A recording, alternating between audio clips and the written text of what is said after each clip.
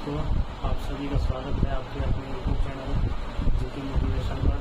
जैसा कि आप लोगों ने कमेंट पे देखा हुआ 10 क्वेश्चन मिक्स प्रैक्टिस मैथ का, उसी को लेकर के आज आए हैं आप लोग के बीच। चलिए शुरुआत करते हैं। आज का पहला क्वेश्चन है, लिखिएगा आप सभी। क्वेश्चन आपके स्क्रीन के ऊपर आ जाएगा, आप भी देखिए और उसको सॉल्व कीजिए और उसका जो भी आंसर आप कमेंट बॉक्स में जरूर लिखें। बाकी क्वेश्चन का सॉल्यूशन देखते हैं। पहला क्वेश्चन कहता है हमारे बीच कि 36 सेंटीमीटर को किलोमीटर में बदलें। इसको कैसे बदलेंगे कि हम जानते हैं कि 100 सेंटीमीटर के बराबर क्या होता है, एक मीटर होता है। 36 पहले क्या करेंगे, 36 सेंटीमीटर को 100 से हम भाग कर लेंगे, क्या जाएगा 0.36 मीटर में कन्वर्ट हो गया। अब किलोमीटर में जाना है, मीटर में मिला गया तो मीटर से किलोमीटर में जाने के लिए क्या करेंगे, 1000 से भाग करेंगे, क्योंकि उनको पता है कि 1000 मीटर बराबर क्या होता है, 1 किलोमीटर होता है। इसको अगर हम 1000 से भाग कर देंगे तो क्या आ गया 0.0036 किलोमीटर। क्या बोला था 36 सेंटीमीटर किलोमीटर में, मतलब 36 को क्या करें एकरा में किलोमीटर में आ गया, यही आता है।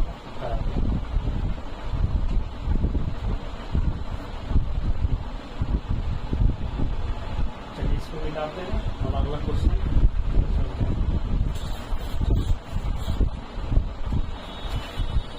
अगला क्वेश्चन मेरा कहता है भाई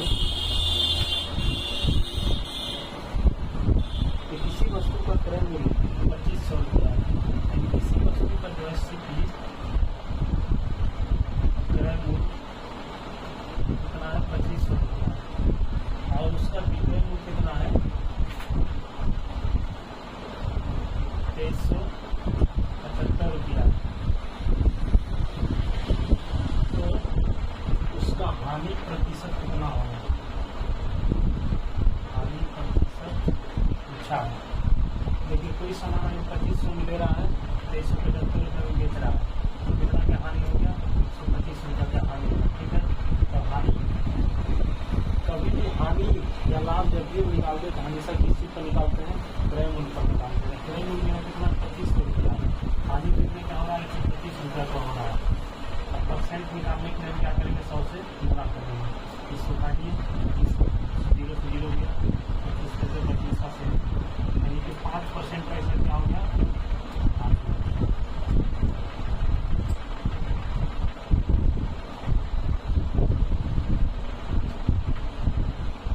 चलिए इस क्वेश्चन को मिटाते हैं और अगला क्वेश्चन लेते हैं। अगला क्वेश्चन मेरा कहता है कि कोई त्रिभुज है ए बी सी, ठीक है, कहता है जिसमें ए का मान दिया हुआ है कितना 40 डिग्री और बी का मान है मेरे पास 70 डिग्री दिया हुआ है। तो पूछता है कि ए के बहिष्ठ कोण का मान क्या होगा। तो ए के बहिष्ठ कोण निकालने के लिए हम जानते हैं कि सबसे पहले हमको सी का मान निकालना पड़ेगा, क्योंकि सी कोण का बहिष्ठ कोण अगर निकालना है, मान लीजिए ए का पूछा तो ए का अगर इसमें हमको बहिष्ठ कोण निकालना है तो इसके बहिष्ठ कोण निकालने के लिए इसका फॉर्मूला ये कहता है, इसका कॉन्सेप्ट है कि जिस एंगल का बहिष्ठ कोण निकालेंगे उस त्रिभुज के अंतर सुदूर कोणों के योग के बराबर होता है। अगर इसका एक का बहिष्ठ कोण अगर निकालेंगे, एक का अगर हम बहिष्ठ कोण हमको चाहिए तो ये 40 से 70 तीनों त्रिभुज के तीनों कोणों का मान कितना होता है 180 डिग्री होता है। जब 180 डिग्री होता है तीनों कोणों का मान, तो इसका मान कितना होगा, इसका मान कितना रहेगा 70 डिग्री, क्योंकि 60 × 11 110 डिग्री होगा, बचा 180 में 110 घटाने कितना है 70 डिग्री। इसका एक अलग बहिष्ठ कोण निकालना है तो इस दोनों के अंतर सुदूर कोणों के योग के बराबर होता है। तो 70 और 70 कितना करेगा 70 + 70 140 डिग्री इसका आंसर हो जाएगा।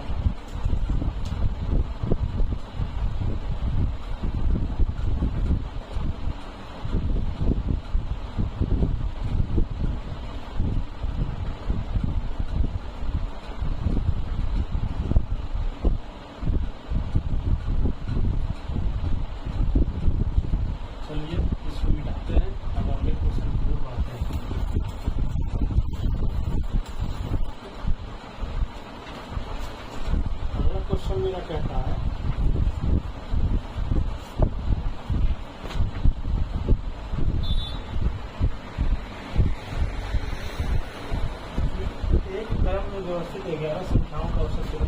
41 है। 11 संख्याओं का औसत मेरा क्या दे रखा है, 41 दे रखा है। फिर कहता है कि पहली 5 संख्याओं का औसत कितना दे रखा है, 18 है। और अंतिम 5 संख्याओं का औसत क्या दे रखा है, 64 है। तो छठवीं संख्या क्या होगा, यानी कि छठवीं संख्या क्या होगा, पहली 5 का औसत दे रखा है और अंतिम 5 का दे रखा है, छठवीं संख्या का पूछा है, इसका क्वेश्चन है पूछा होगा। और टोटल 41 संख्याओं का औसत दिया हुआ। इसको कैसे निकालेंगे हम, कि अगर टोटल 11 संख्याओं का औसत 41 दे रखा है, यहाँ पर संख्याओं का औसत 18, अंतिम 5 संख्याओं का औसत 64 दे रखा है। देखिए अगर टोटल 11 संख्या का औसत 41, इसका मतलब ये हम मानते हैं कि छठवीं संख्या में मेरा क्या होगा, क्या होगा, 41 ही होना चाहिए। लेकिन ये कितना है, 18 है, होना चाहिए था इसे कितना 41, लेकिन है कितना 18।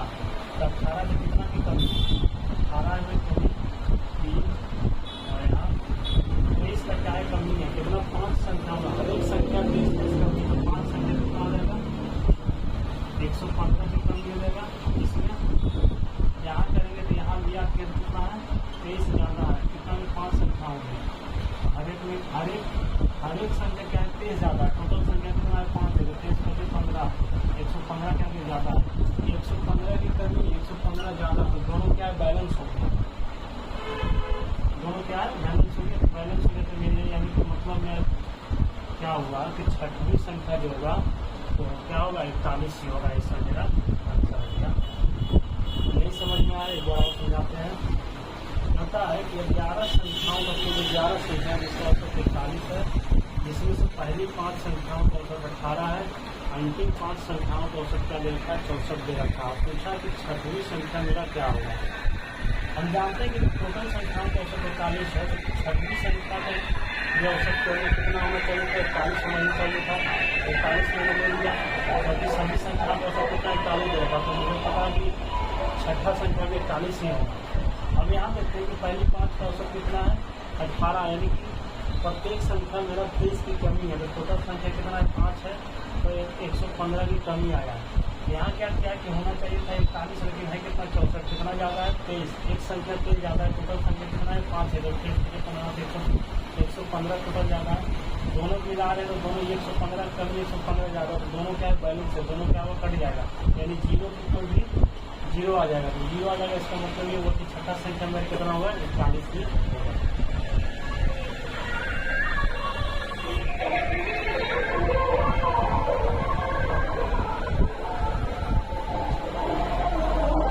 चलिए आगे बढ़ते हैं, इसको मिटाते हैं।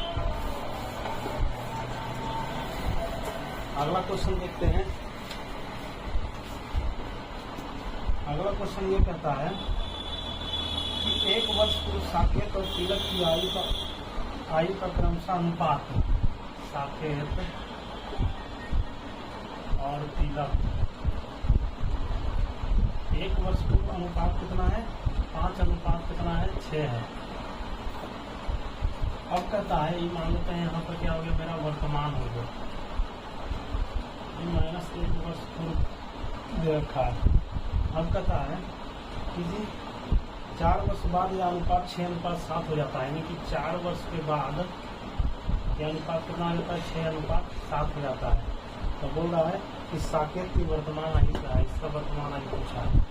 देखिए इसमें रेशियो में है कि इसमें क्या हो रहा है, 1 बढ़ रहा है, 1 यूनिट बढ़ रहा है।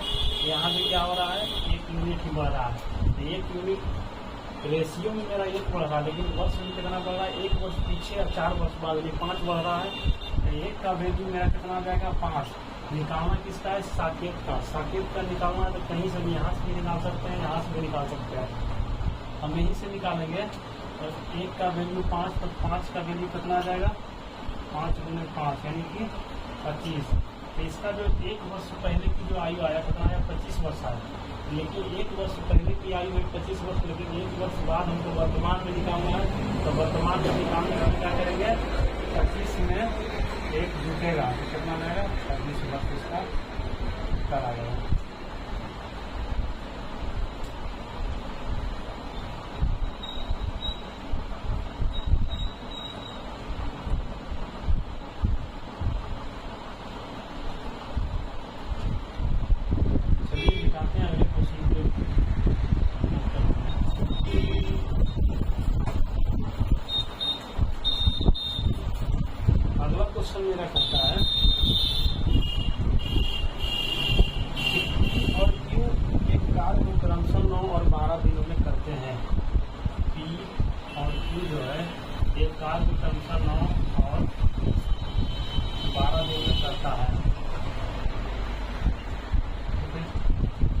आगे कहता है यदि वे क्यू से शुरू करके एक एक दिन छोड़ कर वे कार्य करते हैं तो कितने दिन में पूरा हो जाएगा, कार्य कितने दिन में पूरा हो जाएगा। का क्वेश्चन कहा कि पी और क्यू क्रमशः 9 और 12 दिन में किसी कार्य को पूरा करते हैं। यदि क्यू से शुरू कर करके एक एक दिन छोड़ करके काम किया जाए तो काम कितने दिन में पूरा होगा। क्वेश्चन में टाइम एंड वर्क का क्वेश्चन है। क्वेश्चन सबसे पहले जानते हैं कि टोटल वर्क निकालने के लिए जो पढ़ेंगे उनको पता होगा टोटल वर्क निकालने के लिए क्या करते हैं, इसका एलसीएम लेंगे। जब इसका एलसीएम लेंगे इसका कितना आएगा 36 मेरा एलसीएम आ जाएगा। जब 36 मेरा कितना आएगा एलसीएम आया यानी कुल कार्य आ गया, कुल कार्य मेरा इतना आ गया। जब इतना मेरा कुल कार्य आ गया तो सबसे पहले टी का एफिशिएंसी निकालेंगे। एफिशिएंसी बराबर क्या होता है कुल कार्य बटा समय। तो 9 चौक 36 यानी 4 यूनिट आ गया। ये कितना आ गया 12 या 36 3 यूनिट आ गया। यानी पी जो है एक दिन में 4 यूनिट काम करता है और क्यू जो है एक दिन में 3 यूनिट काम करता है।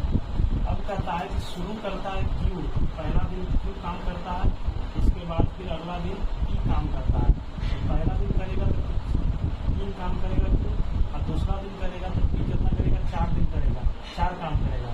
और टोटल मिलाकर हम ये कह सकते हैं कि 2 दिन में कितना काम हो गया 7 काम करवाना है हमें, कितना 36 काम। तो 36 काम करवाने के लिए हम क्या कर सकते हैं, इससे कितना का मल्टीप्लाई कर देंगे तो 5 का अगर इसमें मल्टीप्लाई करते हैं तो कितना आ जाएगा 35 काम हो जाएगा। इसमें भी 5 काम मल्टीप्लाई करेंगे तो कितना आ जाएगा 10 दिन में दोनों मिल करके 35 काम खत्म कर दिया। बचा कितना एक काम अब कौन करेगा, एक काम तो करेगा कौन, टोटल 10 दिन में काम करके बचल का एक काम जो है वो कौन करेगा क्यू से शुरू करेगा। क्यू का एफिशिएंसी कितना है 3 दिन काम करेगा तो टोटल इतना दिन में कार्य समाप्त हो जाएगा।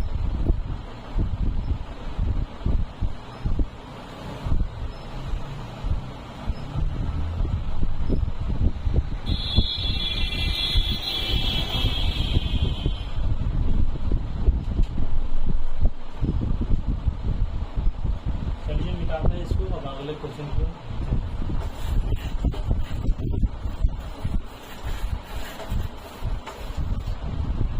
अगला क्वेश्चन है पता है x plus y plus z बराबर 11 है। x plus y plus z बराबर कितना है 11 दे रखा है। ठीक है आगे दिया है x y plus y z plus z के एक्स बराबर दे रखा है 42। तो x square plus y square plus z square का मान क्या होगा, इसका मान पूछा। ये क्या है एक तरह से अलजेब्रा का क्वेश्चन है। इसको बनाने के लिए सबसे पहले हमें फॉर्मूला याद होना चाहिए कि A plus B plus C का होल स्क्वायर का फॉर्मूला आपको याद होना चाहिए। A plus B plus C का होल स्क्वायर होता है कि A square plus B square plus C square plus 2 into A B plus B C plus C A होता है। ये फॉर्मूला होता है। बस इसी पर क्या करना है हमको पुट करना है। क्या करेंगे कि दोनों तरफ अगर होल स्क्वायर करेंगे तो क्या हो जाएगा x square plus y square plus z square plus 2 into x y plus y z plus z x बराबर क्या आ जाएगा 11 का स्क्वायर 121। जब 11 का स्क्वायर 121 हो गया तब देखेंगे कि इसका मान दे रखा है कितना, इसका मान हमको निकालना। इसका मान दे रखा कितना दे रखा 42 दे रखा है। हम क्या करेंगे कि x square plus y square plus z square बराबर हो जाएगा 42 मिलकर 84 आ गया। 84 को जब इधर ले जाएंगे तो कितना हो जाएगा 121 माइनस के 84 बराबर कितना हो जाएगा, घटाएंगे तो 7 4 11 यहाँ बच गया 8 11 से क्या जाएगा।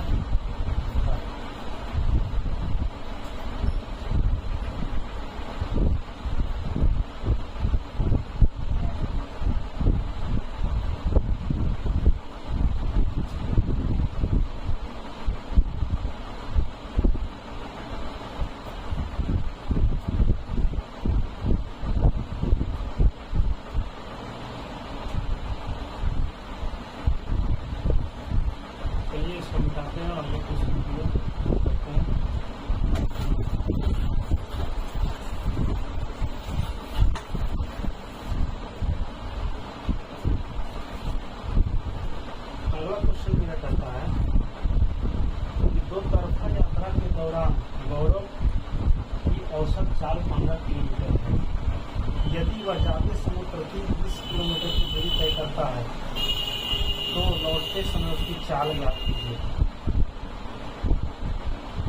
देखिए कहता है कि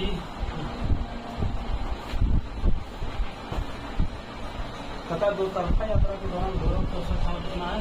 मान लीजिए कि यहाँ से यहाँ तक की औसत चाल मान लीजिए x किलोमीटर। इसको दो तरीके से हम बताएंगे। x किलोमीटर वह जाता है 20 किलोमीटर की रफ्तार से और आता है कितने किलोमीटर की रफ्तार से पता नहीं है, लेकिन इसका औसत चाल मेरे को दिया हुआ कितना दिया हुआ है तो 15 किलोमीटर प्रति घंटा दिया हुआ है। सबसे पहले मुझे पता होना चाहिए कि औसत चाल बराबर होता है कुल दूरी बटा कुल समय। एवरेज चाल तो मेरा दिया हुआ है, मेरा एवरेज चाल दिया हुआ है 15 किलोमीटर प्रति घंटा। कुल दूरी कहाँ से डालेंगे, वो एक तरफ जा रहा है, एक तरफ गया और एक तरफ से आया, तो टोटल दूरी कितना हो गया 2x। और कुल समय, तो कुल समय निकालने के लिए कुल दूरी बटा चाल। समय निकालने के लिए क्या होता है फॉर्मूला, दूरी बटा चाल। दूरी कितना है x किलोमीटर, चाल जा रहा है किधर से 20 किलोमीटर की रफ्तार से जा रहा है, अब आ रहा है कितना की रफ्तार से मुझे पता नहीं। अब इसको अगर हम सॉल्व करके तो सॉल्व कीजिए, निकालते हैं 20y बराबर में हो गया यहाँ से xy प्लस के 22y कैंसिल 20x बराबर में कितना हो गया 15। यहाँ से निकालते हैं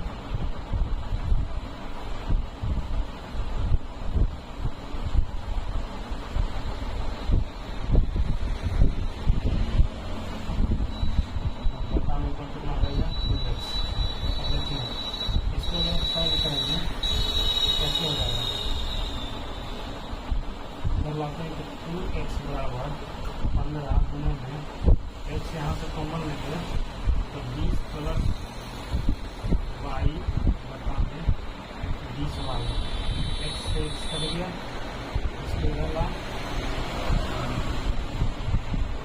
40y बराबर में 300 प्लस के 15y इधर लाएंगे तो हो जाएगा कितना 25y बराबर में 300। y का वैल्यू में रखना गया 25 से कम 25 12 किलोमीटर प्रति आवर का आंसर आ गया।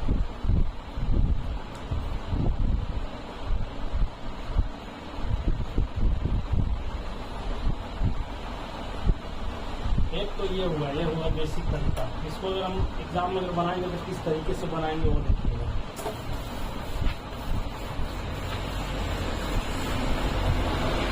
औसत चाल एवरेज स्पीड मेरा दे रखा है, कितना दे रखा है 15 किलोमीटर प्रति आवर। एक तरफ का स्पीड दे रखा है कितना, एक तरफ का 20 किलोमीटर प्रति आवर दे रखा है, ठीक है। दूसरी तरफ का मेरे को निकालना है, तो मुझे पता था कि दो तरफ का जब स्पीड मतलब सेम दूरी को अगर मान लीजिए कि सेम दूरी को एक बार यहाँ से यहाँ तक जाएंगे फिर यहाँ से यहाँ तक वापस आएंगे तो दो दूरी को तय करने के लिए फॉर्मूला आता है एवरेज स्पीड निकालने के लिए। एवरेज स्पीड निकालने के लिए फॉर्मूला आता है 2xy व में x प्लस y होता है, एक फॉर्मूला होता है। अगर एक ही दूरी को दो बार तय किया जाए तो उसके लिए एवरेज स्पीड के लिए फॉर्मूला होता है। इसके हम बैठाएंगे कैसे निकालेंगे कि 15 किलोमीटर तो मेरा एवरेज स्पीड दिया हुआ है, इसके बाद 2x का मान 20 हुआ है, y हमको निकालना है, प्लस में 20 प्लस y करेंगे। अब इसको सॉल्व करेंगे तो 15 गुनी के 300 प्लस में 15y बराबर में 40y से दिया गया। इसको इधर लगाएंगे, इसको इधर लगाएंगे तो 25 y बराबर आ जाएगा मेरा 300 और y बराबर मेरा कितना आ जाएगा 12 किलोमीटर प्रति आवर। ये मेरा आंसर है।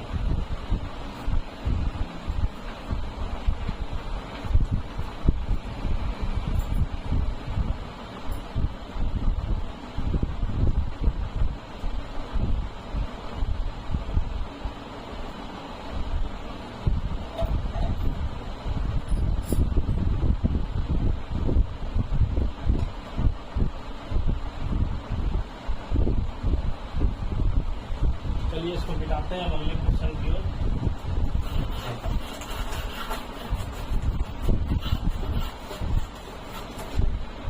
अगला क्वेश्चन मेरा कहता है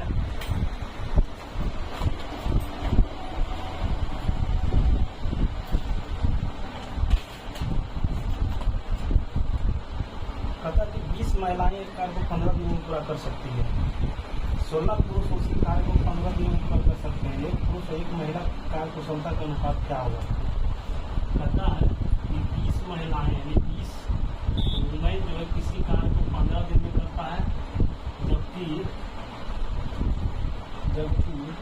16 पुरुष 16 मैन उसी कार्य को 15 दिन में पूरा करते हैं। तो पूछा है कि एक मैन यानी एक आदमी और एक पुरुष की कार्य कुशलता का अनुपात क्या होगा? आप लोगों ने टाइम एंड वर्क पढ़ेंगे तो एमडीएस फॉर्मूला पे आधारित है, आसान क्वेश्चन है, कोई हार्ड नहीं बन सकता है। सबसे पहले इसको हम एफिशिएंसी निकाल देंगे दोनों का। 15 से 15 कैंसिल हो गया, 5 चौके 20, 4 चौके 16, यानी कि 5 वुमेन बराबर हो जाएगा कितना? 4 मैन। तो मैन और वुमेन का जो रेशियो आएगा, मैन का रेशियो कितना आ जाएगा? 5 और वुमेन का रेशियो कितना आ जाएगा? 4। तो ये मेरा क्या है? उत्तर है, क्योंकि एक मैन और एक वुमेन का एफिशिएंसी का रेशियो पूछा था।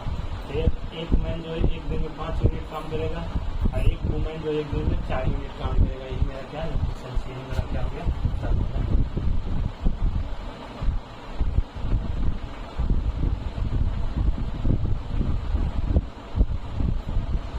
अगला क्वेश्चन देखते हैं। अगला क्वेश्चन क्या कह रहा है?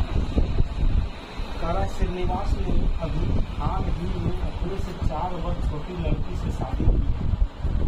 5 वर्ष के बाद उसकी औसत आयु 33 वर्ष होगी। लड़की के वर्तमान आयु क्या थी? मान लो कि श्रीनिवास है, यहाँ से लड़की से शादी के लिए इसकी पत्नी होगी, ठीक है। कहता है कि श्रीनिवास जो है हाल ही में अपने से 4 वर्ष छोटी लड़की से शादी की। 4 वर्ष छोटी, मान लो कि इसकी आयु अगर 1 वर्ष इसकी पत्नी थी तो 4 वर्ष छोटा यानी कि इसके 4 वर्ष बड़ा होगा, 1+4 होगा। और कहता है कि 5 वर्ष के बाद उसकी औसत आयु कितना हो जाता है? 33 वर्ष हो जाता है। 5 वर्षों के बाद उसकी औसत आयु कितना हो जाती है? 33 वर्ष। तो 5 वर्षों की बात करेंगे तो 1+9 हो जाएगा, आयु कितना हो जाएगा? 1+5 हो जाएगा। अब दोनों का ये औसत आयु दे रखा है 33 वर्ष। तो 33 वर्ष 2 आदमी है तो टोटल जो कितना हो गया? 66 हो गया। अब यहाँ से निकालेंगे तो 2x + 14 बराबर 66। यहाँ से 2x बराबर आ गया आपको 2, 5। x का वैल्यू आ गया 26। बोला क्या है क्वेश्चन में? बोला है कि लड़की की वर्तमान आयु यानी कि उसकी पत्नी की वर्तमान आयु कितनी है? तो x का वैल्यू 26 है। x का मान के बराबर 26 वर्ष इसकी आयु हो जाएगा। ये सब जितने भी क्वेश्चन है सब रेलवे ग्रुप डी या तो एनटीपीसी में पूछे गए हैं। एसीसी टाइपिंग इसी लेवल के सभी क्वेश्चन आते हैं। बनाइए, जो नहीं बनता है वो सीखिए और अच्छा ढंग से अपना पढ़ाई करते रहते हैं। चलिए आज 10 क्वेश्चन खत्म हो गया, बाकी का अगला सीरीज कल देखेंगे। अगर वीडियो अच्छा लगा हो तो आप लोग लाइक और सब्सक्राइब जरूर करें। आज के लिए इतना ही, धन्यवाद।